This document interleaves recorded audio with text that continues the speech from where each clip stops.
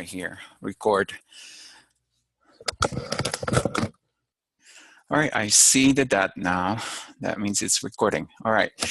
Last time we left off on the interpretation, so for exploratory factor analysis. So I think it might be a lot easier to follow if we just quickly go back again to the slides that talks about how to interpret the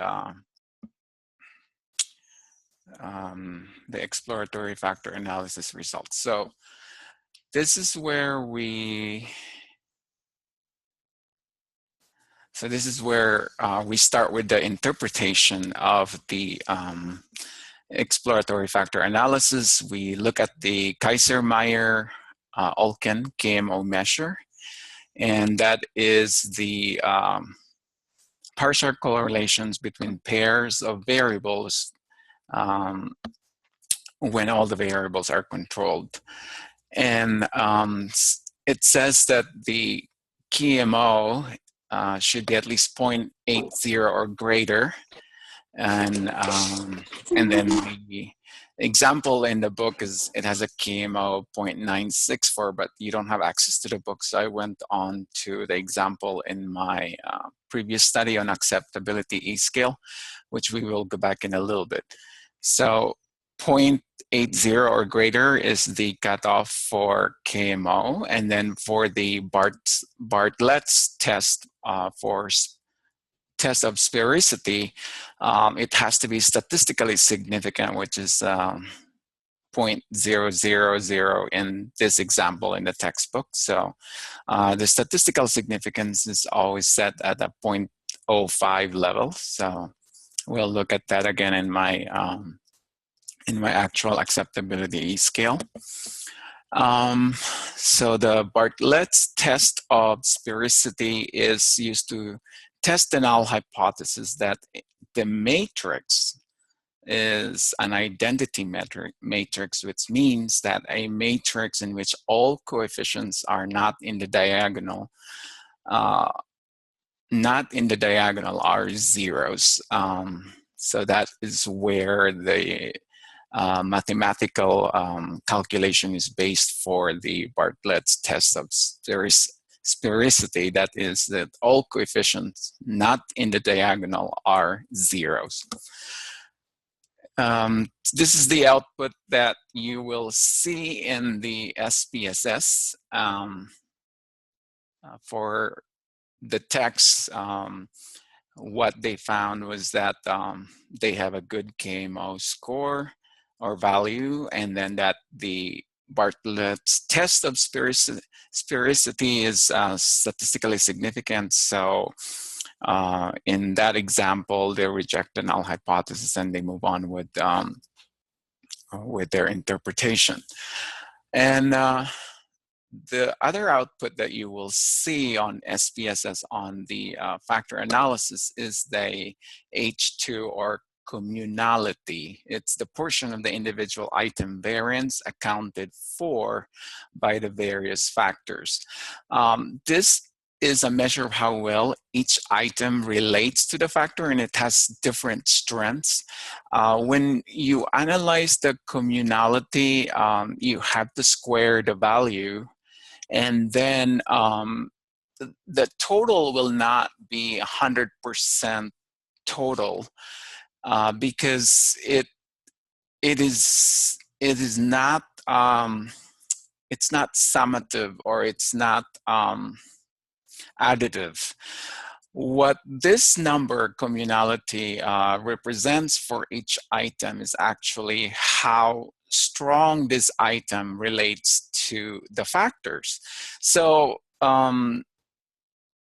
when you look at the printout on SPSS, you will see that it has different strengths or different percentage that it is accounting for that particular factor. So if there's 4 factors, it will tell you how well this item relates to that specific factors. And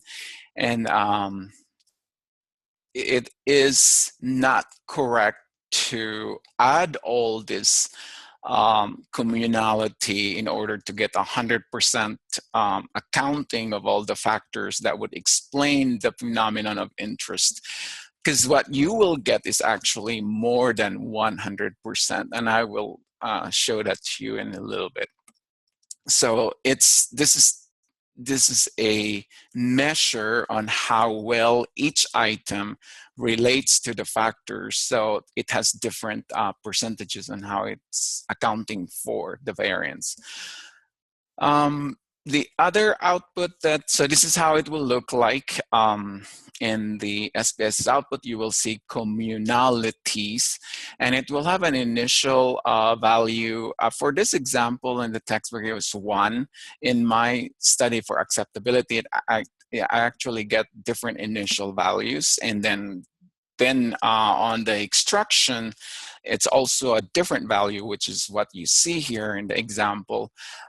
What's important here is we need to look at the extraction values, because that's the most important one.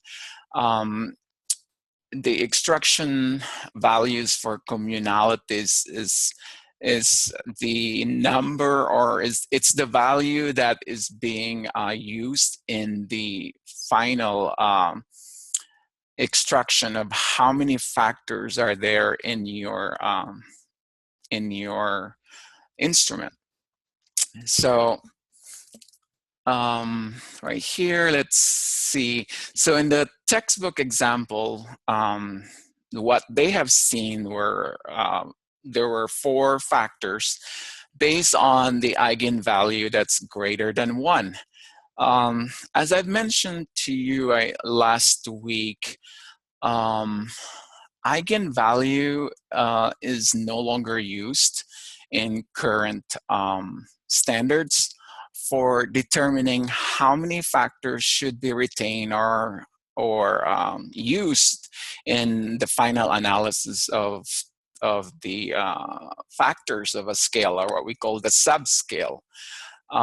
Parallel analysis is now considered the most superior way of determining how many factors should be retained in the final analysis of exploratory factor analysis. So I'm excited that I have developed the shared decision-making tool for nurses, and it will be the first time SPSS don't have or doesn't have the ability to do parallel analysis, but I've talked to my research methodologist at DePaul and the Social Science Center, and she is my go-to person when it comes to very complex computational statistics.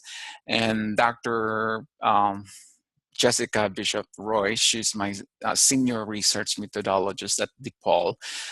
We actually have published many papers already in the last 3 years. And she informed me that Stata, actually, which is another statistical software, is already ready for parallel analysis. So I don't know when SPSS will have parallel analysis to determine the number of factors to be retained in an instrument, but at least I'm relieved that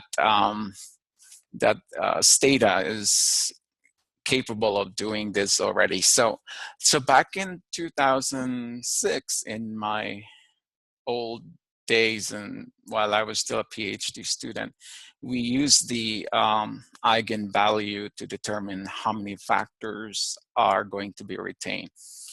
So for this example, they look at 4 factors based on an eigenvalue of greater than 1. And I will send you, after this lecture, this week, I will send you that review paper that argues not to use eigenvalue anymore, but to do a parallel analysis to determine how many factors are going to be retained in your instrument. So This is how it will look like back in the old days, but this is just to give you a flavor of what was the standard in the past. But I don't have an example right now to show to you about parallel analysis because I haven't completed my study. But as I mentioned earlier, but I would like you to know that I'm projecting that my study will be completed before June, because we will be presenting our data in Dublin, Ireland for the Sigma Theta Tau International Nursing Research Conference. So just email me, or maybe I can give you updates later on how this parallel analysis looks like in Stata. But in the textbook of Dr. Keller, this is actually the recent version of the Monroe statistical methods of research. It's still, they're still giving this example of factor analysis using eigenvalues when it comes to deciding how many factors are going to be retained. So in this example, from the textbook, this is 2013, this is the latest edition of Monroe statistical research methods. So it's a little bit surprising to me that this is still showing eigenvalues, but nonetheless, this is how it will look like when you use eigenvalue. So these are factor 1, factor 2, factor 3, and factor 4. It has an eigenvalue greater than 1, so that's why it made the cutoff right here. So the first factor is the strongest. It has like an eigenvalue of 12.6, and then factor 2 is 2.1, factor 3 is 1.2, and then factor 4 is 1.1. So it's very arbitrary, for example, that if you say that the factor analysis, to decide how many factors should be retained in the final analysis of how many factors you should have in your instrument. So what happened if it's 0.947? That's like very close to 1. And arbitrarily, the factor analysis by using the eigenvalues, it just has its own cutoff. So it's very challenging. In fact, one of the most difficult decisions of a researcher is always, where do you draw the line in the sand? You know, it's like, and what's the rationale why you make that cutoff? I got that same problem when I published my paper on acceptability E-scale. There was actually a letter to the editor that was sent when we decided that our cutoff values for an electronic health program to be acceptable, we said that it has to have 80% acceptability using our scale. And there was really a nice editorial or letter to the editor by two professors from South Carolina, actually. And I can also share that one to you. So this is what science is all about. That's what really makes me feel like all your effort is so worth it, because you think that you're working alone in your office all the time when you're a researcher, but you're actually communicating to the world, and people are reading your work, and they will write letter to editor, and they will scrutinize your work, and they will also praise for your excellence in your work. So the life of a researcher is actually not that lonely. It's open to the world. The world is flat, and so we are communicating with each other directly or indirectly and there are so many people that's reading your work in the world. So that's very encouraging to a lot of researchers that all of us are very capable in communicating via the internet, and information is so accessible.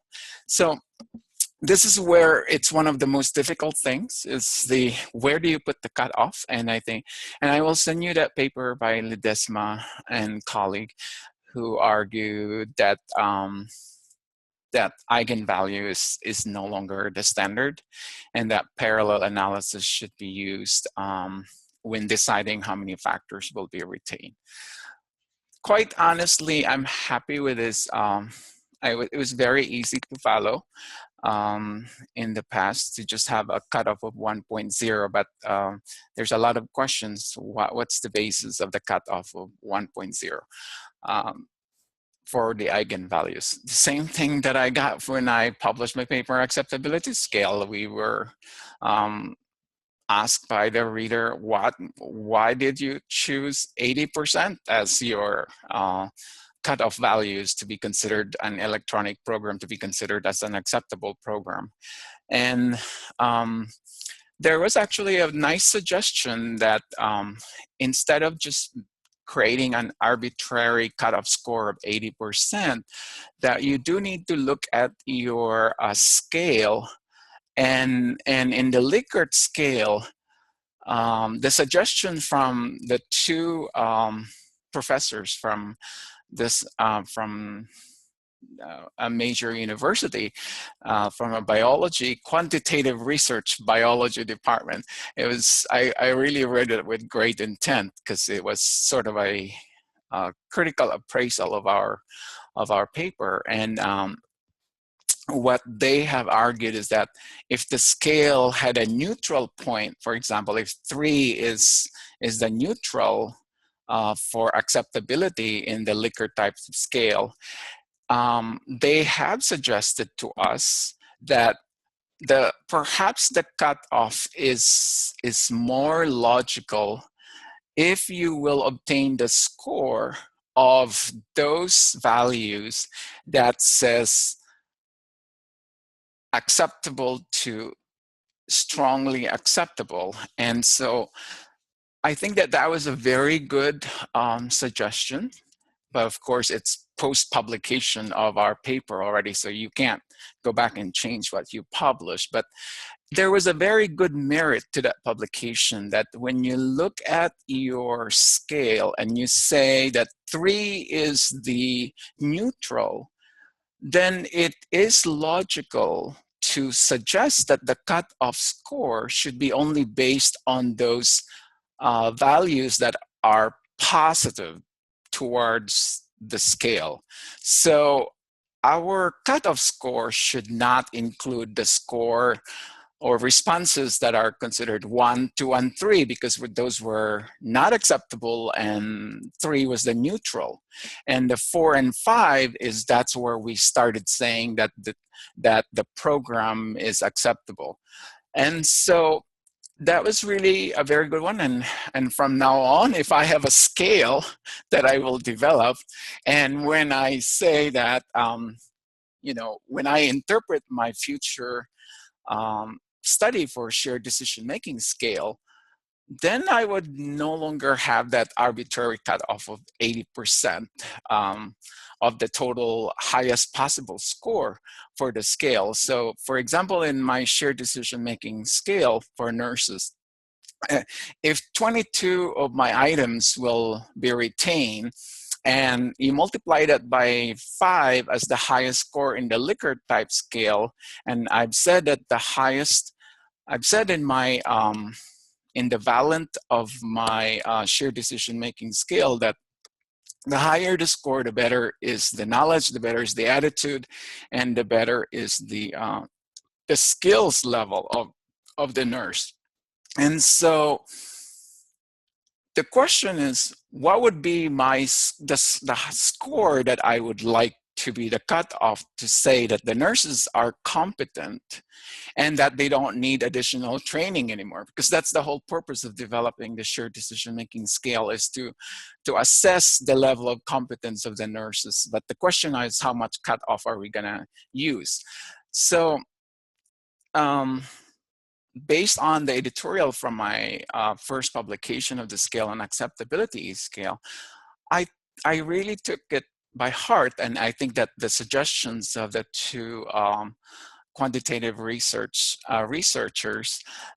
they have very strong merit that the cutoff should be based on values only that are positive, which starts for all the values that are 4 and 5, because that's where it's meaningful.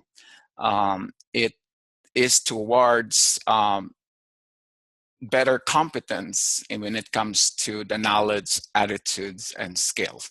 So to go back to this, it's the eigenvalues arbitrary. They made a cutoff of 1, and so the 0.947 did not make it. And if you look here, as what I've mentioned, that this is not additive nor will total into 100%, just like in the communality, but it sort of tells you that these are the percentage of variance that these 4 factors could explain or account for. And it stops at 57% because this is 19.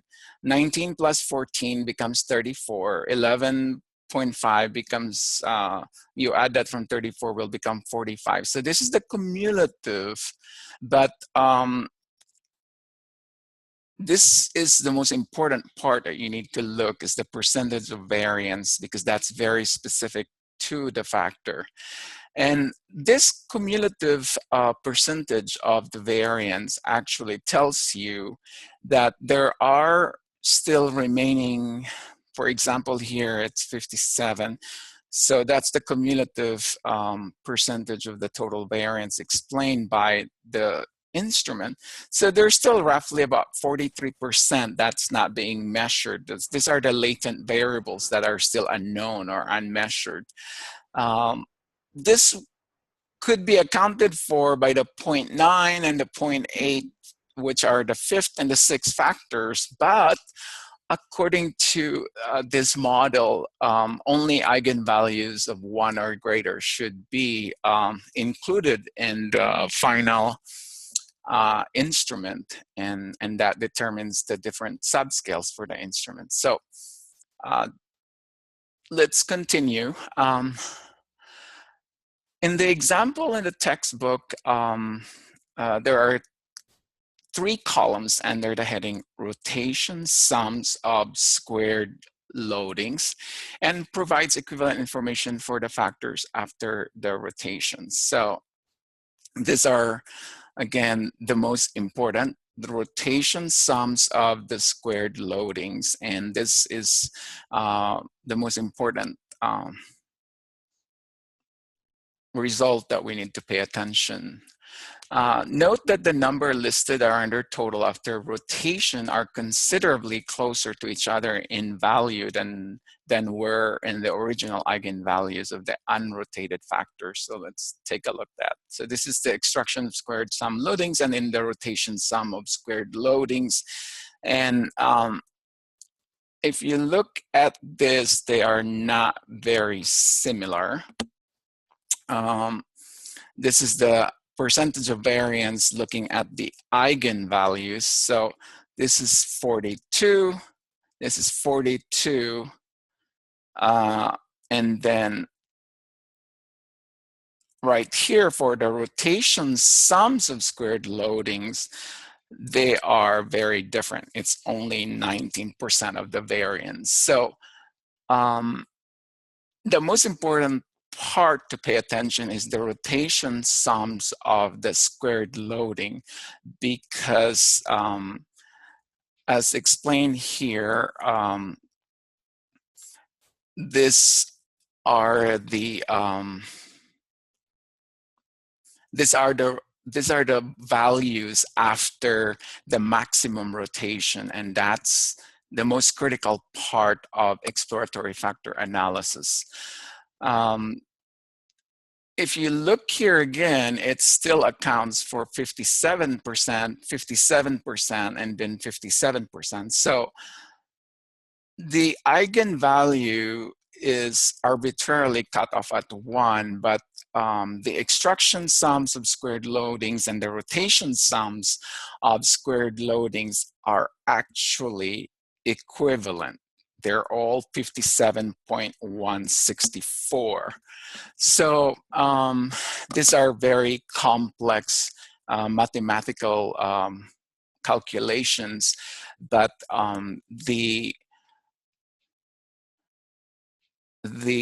equation is equivalent to the total percentage of the variance explained. So it just have different weights depending on which of the extractions are being used. Is it the extraction sums of squared loadings, or is it the rotation sums of the squared loadings?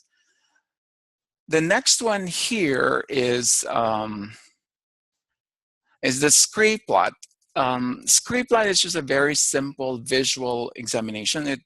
It's similar to the idea of the mean plots for ANOVA, analysis of variance, where visually you can tell right away by just looking at the plot of how many factors are important. Here it's called the scree plot, but in the ANOVA means plot, it gives you that visualization about how far is the mean from one group to the next group to the next group. So it's the same idea of having a visualization right away to give the researcher a flavor on how many factors there could be in the instrument. So if you look here, so this is 0, 2.55, 7.5. So the cutoff is arbitrarily at 1. So it's around, so just half of the 2.5 is 1.5. And just below the 1.25, half of the 2.5 is 1.25. And so just below the 1.25 should be 1. And that tells you that the fourth factor, that's the only one that made it to the score of eigenvalue of 1. And then the rest, there are really many factors. This goes all the way to almost like 30. And because it's, by looking at the scree plot, the researchers would know right away that at least there are 4 factors in this instrument. That's in the example in the textbook. So there's the factor 1, factor 2, factor 3, factor 4, and it dropped below the factor 4 because this is now 0.9, 0.8. So the scree plot is just a representation of the total eigenvalue. So you see here the factor 5 is 0.9, factor 6 is 0.8, factor 7 is 0.77, and that is the visual examination for that is the scree plot. So you will see that there's 4 factors that made it to the score of eigenvalues of 1. So that's helps the researcher to determine the number of factors in the data. However, I don't know how it looks like in parallel analysis, which is now considered as the standard for making decisions on how many factors should be retained in the instrument. So to be continued, perhaps once I have my own data of the shared decision-making scale. So the last portion of the printout in the exploratory factor analysis is the rotated component matrix. It's the most important, and it contains the rotated solution that will be interpreted by the researcher. According to the textbook by Plicta, that's my 10-minute warning, is that the 4 factors with eigenvalues greater than 1 are rotated. So this is the most important part, because now the statistical technique is no longer considering those factors that has less than 1 eigenvalues. And they rotate the 4 factors for those with eigenvalues that's greater than 1 only. And this is very important, because I think this is the point of contention of why we now have parallel analysis as the standard for deciding how many factors. So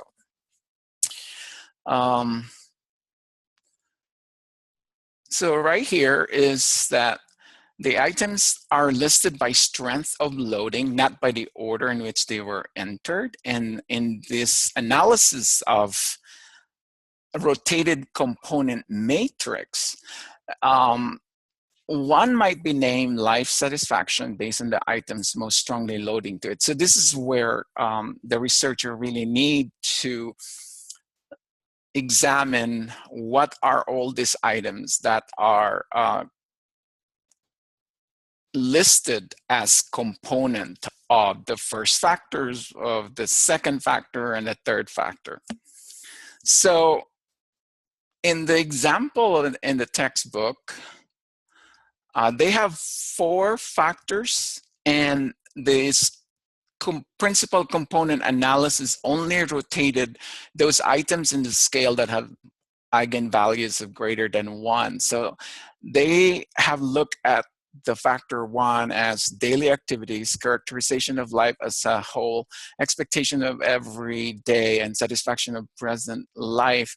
And there were 13 iterations of all the factors that have an eigenvalues greater than 1.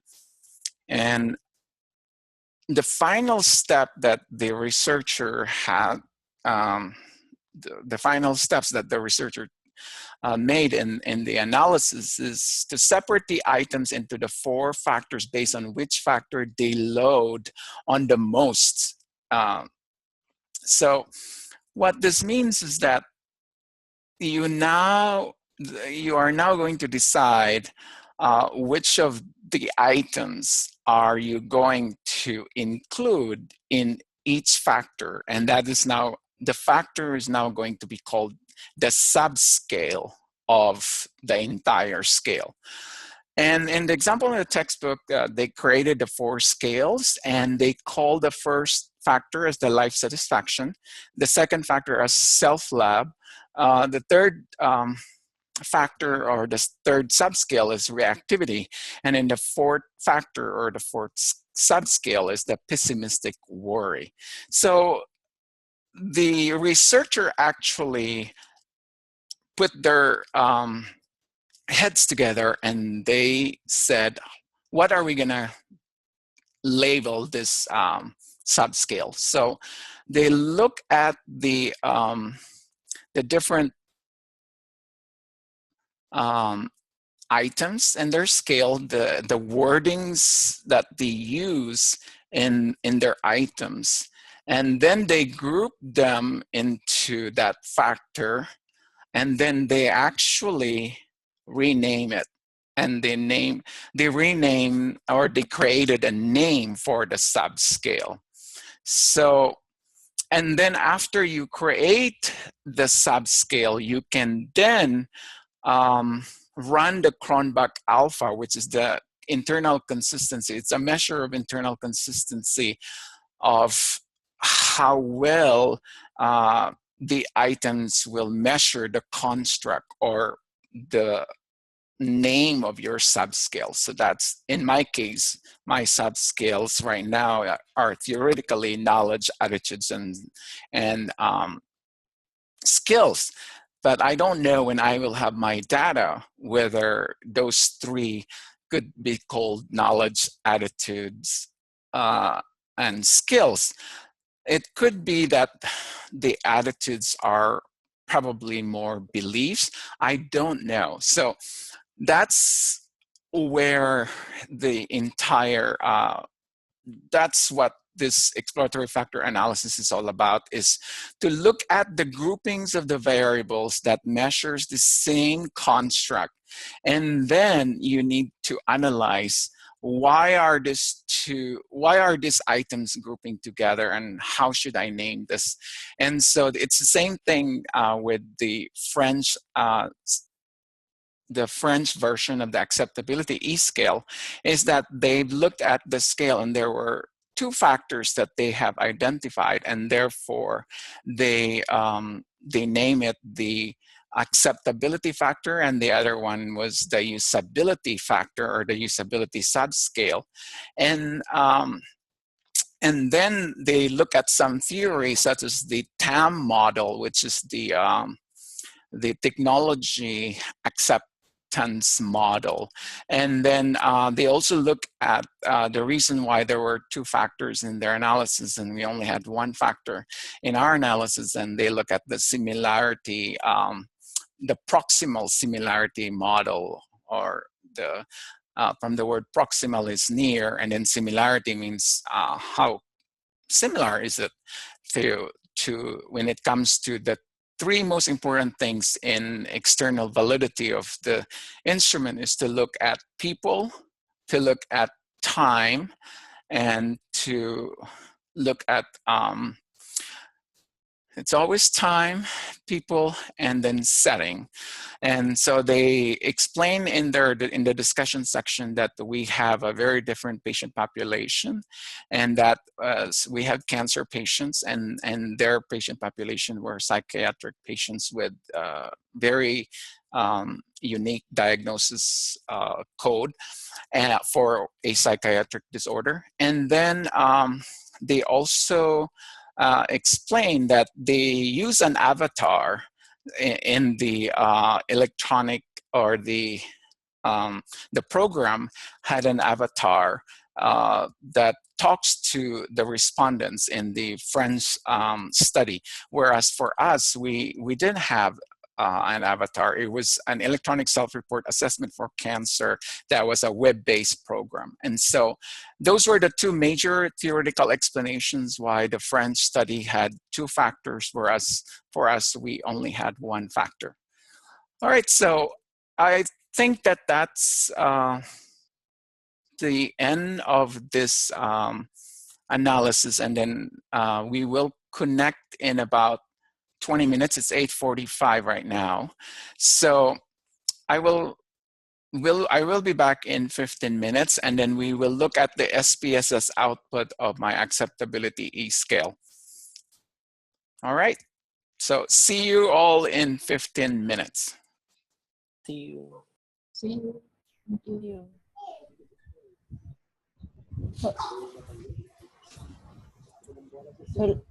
That's my Emma.